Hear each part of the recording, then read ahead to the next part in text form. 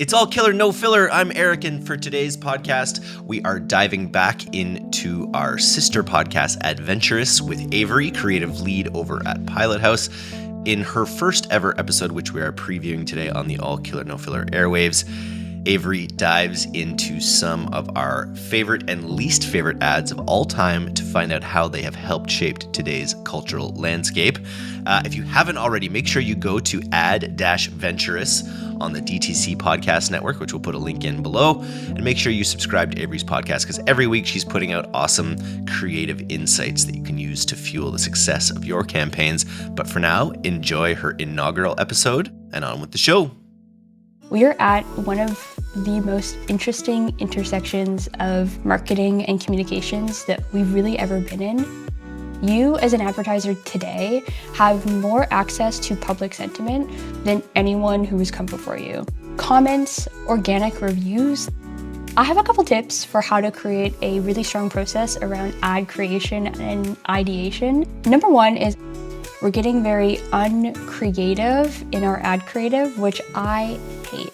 Part of this new podcast is really bringing to light some stories about just great ads. The greatest ad of all time. I actually do smile every time I see it.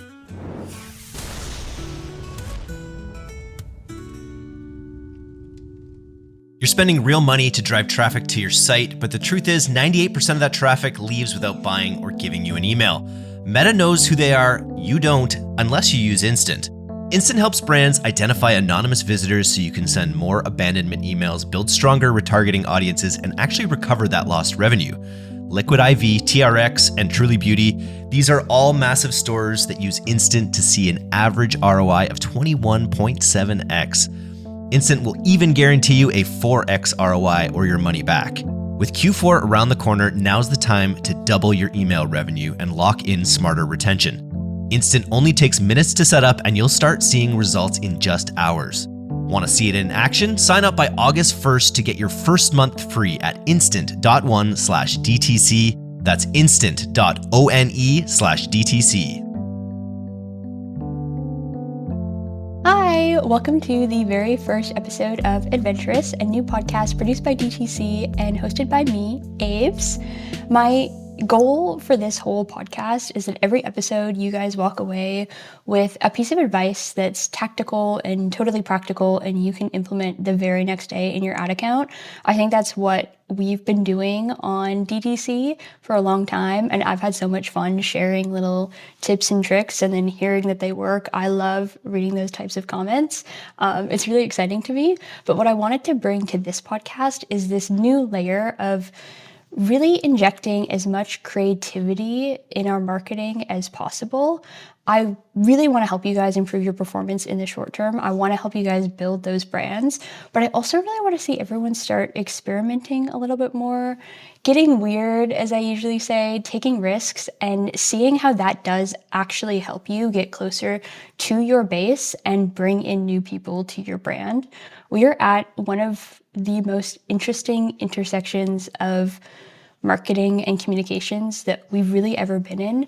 There's more opportunity now than ever before to show someone an ad, but that also comes with this sort of double-edged sword of people are getting really annoyed by ads. Not that commercials were ever anyone's favorite form of television to digest, but when we were making TV commercials, there was a lot more thought and time and budget put into one of those single spots. So they told stories and they were very entertaining and very artistic in their own way.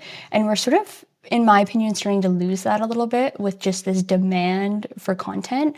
We're getting very uncreative in our ad creative, which I hate and is really boring to me as someone who is also advertised to. So part of this new podcast is really bringing to light some stories about just great ads from the past, how they've moved people and how they shifted culture and what is really cool about them, what is really good about them, what can we learn from them in this sort of modern new era of marketing, and how can we learn from them to add a bit of sort of resiliency to our brand. Make sure that we are, like I said, bringing in those new people and creating a really sticky experience for folks through fun, creative advertising. I'm just super excited to keep diving into all things creative with you guys. We've got really great guests on the horizon that I'm really excited to speak with, and we've also got really exciting subjects that I'm really excited to tackle. So I'm just gonna get straight into it. This first episode, I thought I'd kick off with my own personal favorite ad, which if anyone has ever talked to me for more than 10 minutes, they probably know that it is Got Milk. I'm a really big advertising nerd, so I feel like I work under the assumption that everyone has a favorite ad. But in prepping for this podcast, I found out that that's not necessarily the truth, but I do. And it's always been Got Milk ever since I started being interested in advertising and marketing. Got Milk has always stood out to me because obviously everyone knows the celebrity campaigns. Kermit the Frog did a Got Milk, love that. I think I've referenced the Muppets in some short form videos that I've made for this podcast, so love all the Muppet references happening. But yeah, Kermit did it, Mario, actual celebrities. I remember as a kid seeing like Taylor Swift do a Got Milk ad and feeling an urge to drink milk. I do come from a household where we didn't really have straight up dairy products when I was growing up. We did have a lot of soy milk in the house, but I can remember a very specific yearning for a carton of milk because I saw celebrities that I loved doing Got Milk. So the celebrity sort of imagery as well as the got blank almost phenomena that took over in the early 2000s is what most people think about when they think about Got Milk. But for me, advertising nerd, the first installment in this saga is really the most exciting to me, which is the Aaron Burr ad. I am obsessed with this ad. It has inspired my career like time and time again. I go back to it, I watch it, it makes me smile like every single time. I think it's such a masterpiece and masterclass in advertising. It's funny, it's punchy, it's so meticulously composed. Every single thing about it is absolutely perfect to me, which is why it's my favorite ad and why I wanted to start this new adventure, wink wink, talking about it, because it's an oldie but a goldie. Like I said, the first ever installment, not the milk mustaches like a lot of people think. That actually happened a few years after the first ad was launched. The first ad is the Aaron Burr, Alexander Hamilton TV spot.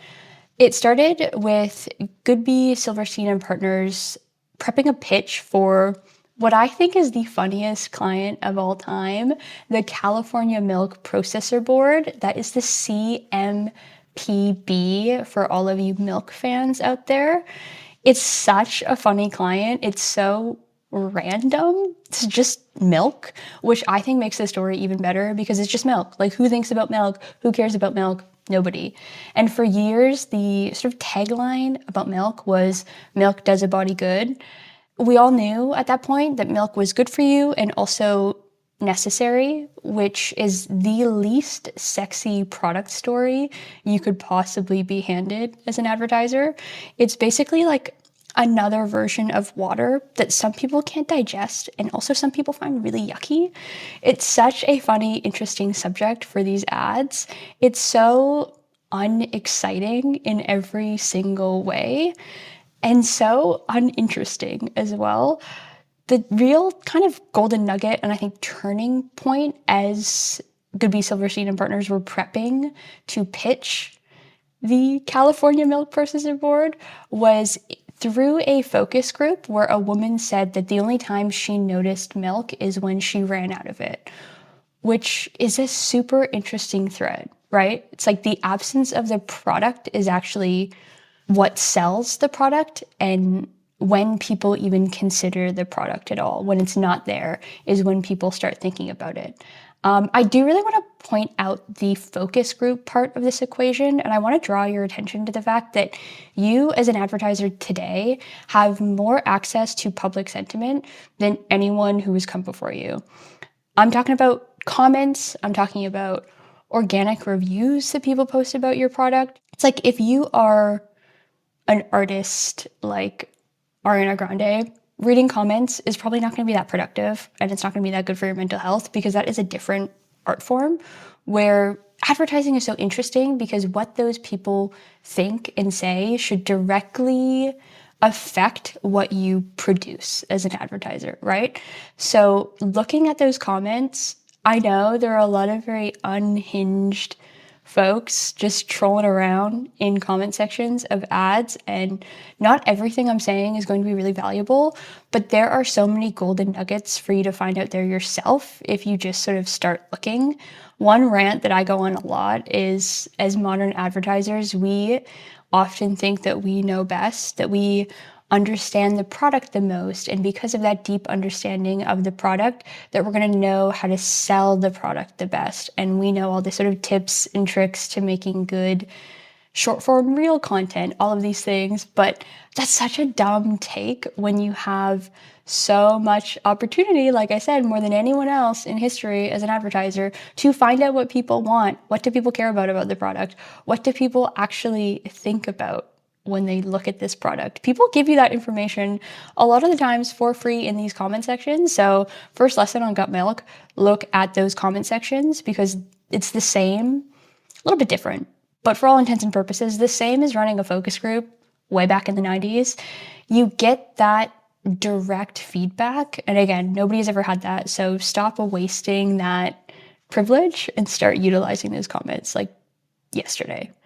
But back to Got Milk, after they had that insanely gorgeous thread of the absence of the product being the thing that was going to sell the product, they actually rigged up a camera in their office in the fridge, got rid of the milk, and filmed folks opening the fridge and realizing that there was no milk, which is brilliant, right? It's so smart. It kind of added to their own snowball effect of having this little thread, and then you start to see people actually reacting, scrunching up the nose, looking around the fridge in confusion, and then angrily shutting the door was basically the reaction of all of the people in the office, which is exactly what you do if you're looking to make yourself a coffee. You just got there in the morning, no milk. That kind of like ruins your day. And so again, really proving their own concept, which is the most interesting thing about milk is sort of when you run out and what happens when you do run out of milk.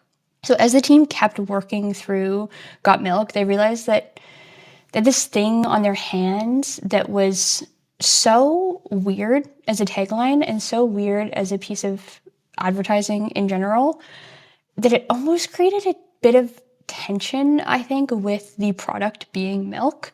So something that's really cool about Got Milk, in my opinion, is also the typography that they've used to represent this entire tagline.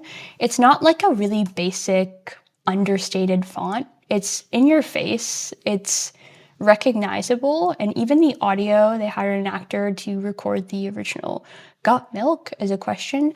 That's also very specific, and milk is such a non-specific product, and I would say non-specific industry, that there's an interesting tension that gets created where it just feels different, it feels interesting. You want to look at it, Got Milk, but it's also packaged up in this really unique way. So I think that in itself is so genius. Like, it just makes so much sense if you think about it, to have this association you can start to make with milk itself.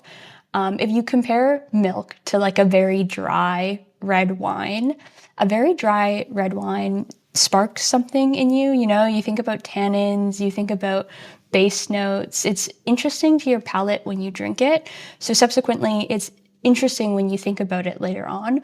But milk in a carton is just milk. Like, it's milk. There's nothing that you really think about deeper than that. So adding those little extra layers to make it something that is weird, quirky, outside of the box was genuinely so smart.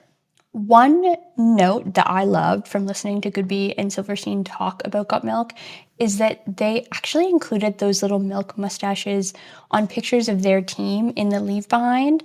The leave behind is just in the olden days, a packet that was left with the client after they made the pitch, but they never actually themselves did that in a campaign. It was later on. And I feel like that's another really poignant lesson for us DTC marketers today, because the milk mustaches eventually did become like an actual cultural phenomenon, but they weren't right at the inception of the campaign. And it really makes sense, because a picture of Beyonce and her mother with a milk mustache, while incredible and burned into my mind forever, doesn't actually do the job of explaining that you need to have milk in the house. When you don't have milk in the house, something bad is going to happen. It's just a cool aesthetic, but it doesn't actually prove what Goodby, Silverstein, and Partners were trying to prove, which was the absence of milk is the most interesting thing about milk. So I think that's, again, a really important note, because today in DTC marketing, it's really easy to evolve our advertising efforts. It's way quicker to shoot and film an ad that meets today's standards. You can and should use iPhones to make ads. You know what I mean? Like, it's so much easier to get an ad in front of people. So really taking your time and understanding the roadmap of the campaign that you're working on, I think, is so important. And this is a great example, again, of at the time of inception, it didn't actually carry the full angle that they were trying to execute. But later on, those milk mustaches, crazy, right? So yeah, I think that's just a really good thing to keep in the back of your pocket, that you don't have to do every idea at the very beginning. Start to warm things up, make sure that you've got the angle really strong, and then you can start riffing on things. But I do really want to talk about the actual commercial, because it, like I said earlier, is the greatest ad of all time. I actually do smile every time I see it. I watched it a few times in preparation for this, obviously, and it's just so good. I think that one of my favorite facts to tell people about the first Got Milk commercial is that it was directed by Michael Bay, like highly successful director Michael Bay. Transformers, he did the first Got Milk ad, and you can see why he became so celebrated as a director, because the way this commercial is shot is genius. The way that he dressed the set geeks me out every time. The premise, for anyone who hasn't seen this ad, is that we've got this guy. He lives and breathes Alexander Hamilton, Aaron Burr. He loves that famous duel. His whole home is decked out in different pieces of memorabilia and merch. Like, he's got the guns, the bullet, there are books on the shelves, he's got artwork of the duel. He's obviously really, really obsessed. I do have to say that the guy that they cast in this looks exactly like someone who would be obsessed with the duel between Aaron Burr and Alexander Hamilton. I can't describe it beyond that, which I think also makes it really genius. It's so magic and adds to the success of the ad that you look at that guy and you think, yeah, he would be a huge history buff with all this stuff around his house. So we've got that guy. He's hanging out in the crib. He's surrounded by his merch, and he starts making himself, I think, the craziest sandwich you've ever seen. This ad did come out in 1993, which is a few years before I was born. So I don't know if everyone back there was going nuts for a slice of dry, untoasted bread and a bunch of peanut butter. I don't know if that's like the fantasy of the ad or if that was truly something people were eating in the 90s. I don't know.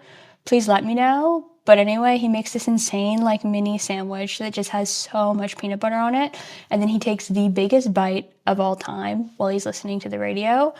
And as they're sort of wrapping up the last song that was playing, the radio announcer comes on and they say, for $10,000, which is a ton of cash in 1993, we are going to ask the audience one question, which is, who shot Alexander Hamilton? So us at this point, as the viewer of this commercial, we know that this guy has it in the bag. And the announcer then says, let's go to the lines, see who's out there. They call this guy. It is one of those moments in life that just feels like, what are the odds? Everything's taking perfect shape. Here's this guy. He knows so much about this duel. It's the most simple question. Who shot Alexander Hamilton? He's going to get this right. You know it while you're watching this ad. But then tragedy strikes. This guy has got a mouthful of his insane, small, peanut butter only sandwich, and he goes to pour himself a glass of milk, and he does not have any milk. He is on the phone to the radio station, unable to say Aaron Burr repeatedly. And we watch him try to pour the milk out. There's this really interesting shot where they're kind of shooting through the glass, which I believe was done with a very big prop glass, but it looks so cool, and it really gives you the sense of an empty glass. Like, you can really feel his panic as he's trying to say Aaron Burr, but his mouth is so full of peanut butter that he can't. It's so devastating to watch, but also so funny. So we can't get the answer out. He loses the $10,000, and then we get the beautiful tagline at the end, which is "Got Milk." It is brilliant. One thing that I love about this story as well is that there were no edits on this ad. It was so well scripted and well shot. Then Goodby and Silverstein got it back from the editor, nothing. First pass, perfect, which is crazy. Like, if you work in any kind of marketing at all, there's usually quite a few notes at that kind of place and time. Nothing ever really comes out perfectly first try. So it is wild that something so good they just did. I think it's so cool. And what makes that ad so good is the setup of the punchline and the attention to details. Like, the little details make it so interesting to watch as a viewer, which was kind of the name of the game when you're making TV ads, and is still the name of the game when we're making ads for whatever social platforms you're using. It's crafted with so much care and creativity, and I really like bunching those two words together, care and creativity, because I believe that that is the intersection where all good marketing actually happens. And the care has to come before the creativity so that you can really thrive, I think, in the process. And when I mean care, I mean, like, when they were putting this pitch together, the team cared enough about the product, which was literally milk. Again, the product is milk. So to add this much care and detail to milk is crazy. But they really took the time to understand what resonated with real people who drank milk. Like, what does an actual human being think about milk? What do they care about? What matters the most to them? What kind of word association? They did all of that work, all of that care. And again, it's milk. It's like the least interesting product of all time. But they took the time to really understand what people felt and thought about the product. There was so much attention paid to things like the logo, like I mentioned earlier, the voiceover, even before they started thinking about the physical set, which, like I said, was so funny and meticulously put together by Transformers director Michael Bay. But even before they got to that stage, there was just so much care and attention brought into this project that then the creativity really can fly out of, I think, the entire team. Again, I've said it a lot, it's milk. Like, who cares about milk? Nobody cares about milk. You have to be so creative to make something like milk attractive and exciting enough that celebrities were like lining up to have milk mustaches painted on their face for years. That is such a elevated level of creativity. And it only happened because that base layer of care was driven by, I think, a curiosity that all of us marketers have, which is just, why do people care about this? Why would people care about this? And so, like I said, once they had that base layer of care, they were really able to just unleash creatively on this thing, and it shows. Something that I find like really exciting as well is that curiosity. I think that curiosity comes even before the care, but it kind of just represents like a need to know, like I was saying with the comment section, what do real people actually think and what do real people actually feel about this product. I think that's something that we can really take away as current day marketers as well, is just the trust in that process, and that sometimes things just work. I see a ton of marketers, a ton of brands spinning their tires. I think the issue is sometimes we don't have enough trust in our own creative process to be confident in the end result. So when you get to this level of, we're about to ship an ad, you're not 100% confident with it because you don't trust the steps that it took to get there. I've personally put ads together in like 10 minutes, and I mean like been in a photo editor or a video editor myself with a like harebrained scheme at 7 p.m. on a Saturday night, just putting them in there. And those are the ads that sometimes sadly win that take me 10 minutes to put together. And I say sadly because sometimes you spend like weeks ruminating and researching an ad into oblivion and it just flops. But I think being free of that really helps you stay agile as a marketer, because I trust myself and my process that I have done so much work beforehand that sometimes the actual ad is going to be concepted and executed in an afternoon, maybe even shorter. So I think really having your own process and owning that process yourself, really important. I think that a lot of the times too, when I see like a shakier brand, I guess that's a way to put it, or ads that feel disconnected, they usually don't have a very firm or repeatable process in place. So I think to me, like the biggest overall lesson in Got Milk is to trust your process.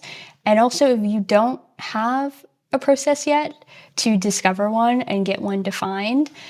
I have a couple tips for how to create a really strong process around ad creation and ideation, because it's something that I have spent a lot of time doing in my career, and also helping folks find that perfect process for themselves, because it's going to be so different for everyone, right? And it's going to be so different depending on your marketing activations or the size of your team. But here are a few little easy tips that I use to help form a process around actually creating ads that work and are interesting and creative.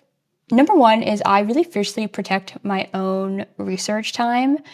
This looks different as well with every client. I, for example, have gone to like coffee shops or stores where I know products that I'm working with are sold, and I will sit there for hours while I work on other things and watch consumer behavior around those products. So I look to see what like colors they're gravitating towards, what are the expressions on their faces, like what emotions are they holding while they read the details and touch and feel this product. All of this really helped me in the past understand the process of shopping for specific products that I did have the privilege of seeing in the wild in real life. And then it helped me set up better funnels for those customers on the actual DTC side, which is very fun and very cool. So once I really understood how people were tangibly interacting with these products, I could then move that to a PDP and give them a very similar experience, but on their phone instead of having to go into a store.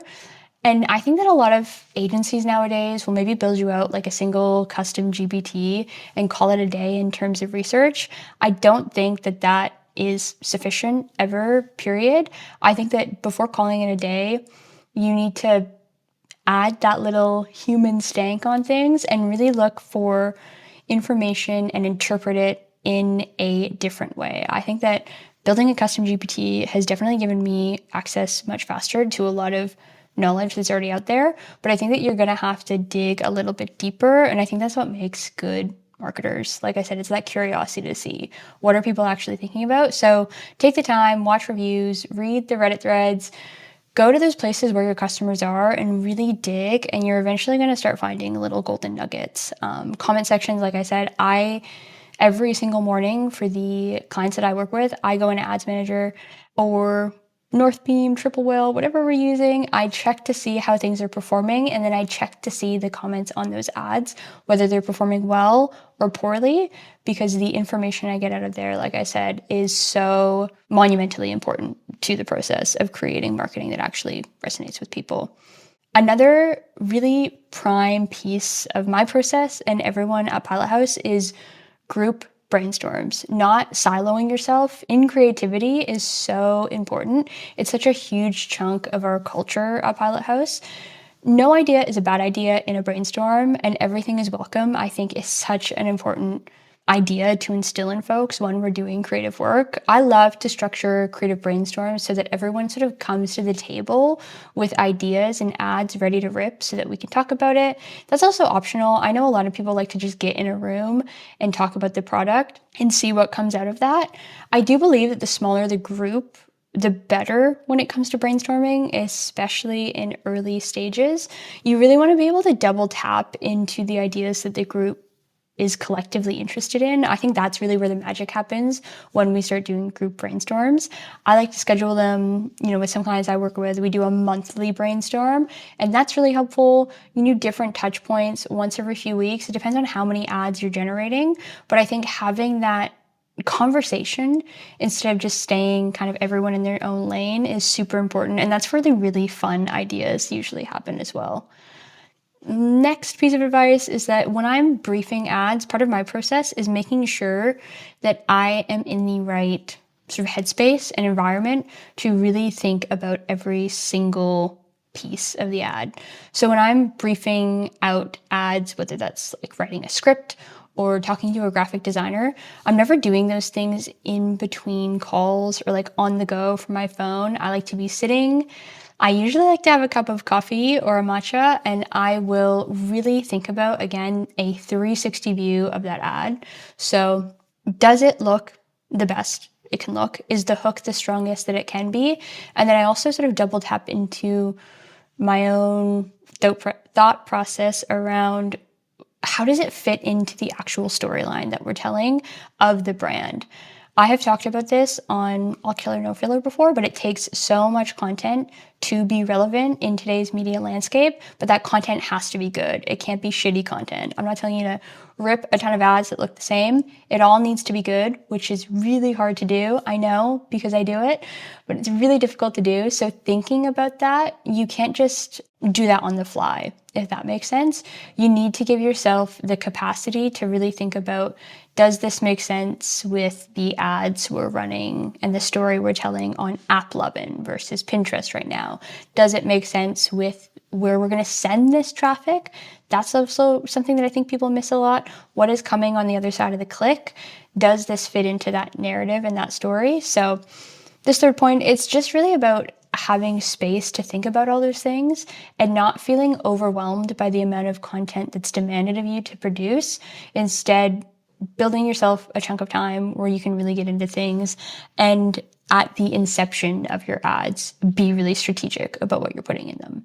And the kind of last piece of process advice I have is that I tend to think improv's a little bit lame. I will say that.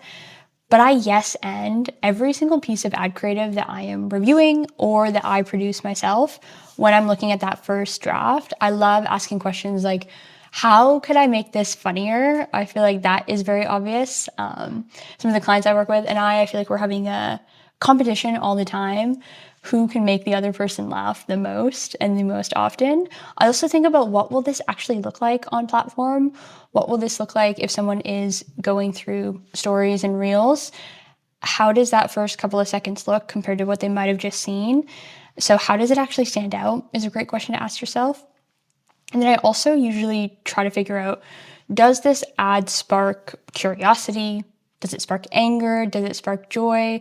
You're not going to get every one of those things, but every ad should aim to spark one emotion out of people. It shouldn't just be what you could call a selfish touch point, which is like, here's the product, buy it. You should be exchanging a experience in that ad. It should be entertaining, and entertaining doesn't have to necessarily be funny. I know that I talk a lot about how humor adds to an advertising effort, but it can also be anger. It can be annoyance. That's another kind of part of the got milk equation, is activating that anger that you probably felt the last time that you realized that you were all out of milk. So figuring out at the end with a little yes and, how do we one up each other? Does it spark anything? Does it make me laugh? All of these different questions before you actually ship it out there. One really great thing, again, about the way that we advertise now is that you might see the finished product of an ad, think about a way to make it funnier, but you can still get that ad live, and then in the meantime, work on the sort of funnier version of it. I kind of mentioned that before too. It's really easy to evolve a story and an advertising through line nowadays. So take advantage of that. Don't feel, again, like harbored by the amount of content that we have to create today to be relevant and to grow a brand and scale. Think of it as an opportunity. That's what I do, and it seems to be working. Think of it as a really exciting opportunity to have fun and keep building and making things better. But that is Got Milk. I really had to adhere to notes because, like I said, I could genuinely talk about this ad all day. The Michael Bay of it all is so funny. The continuation, how it's affected culture is like no other ad out there, in my opinion. Nothing else has become culture in advertising like Got Milk has. So that is Got Milk. I hope you guys enjoyed it. That was the very first episode of Adventurous. I hope you guys enjoyed it and you're coming away with some ideas on how to better refine your process and hopefully create something just as iconic and cool as Got Milk. Please subscribe anywhere you listen to your podcast, whether that's Apple, Spotify, anywhere you listen, subscribe, leave a review or a comment, and definitely let us know if there's any ads you want us to talk about, any subjects particularly that interest you, that you have questions about. And I'm so excited to continue this really fun adventure with you guys.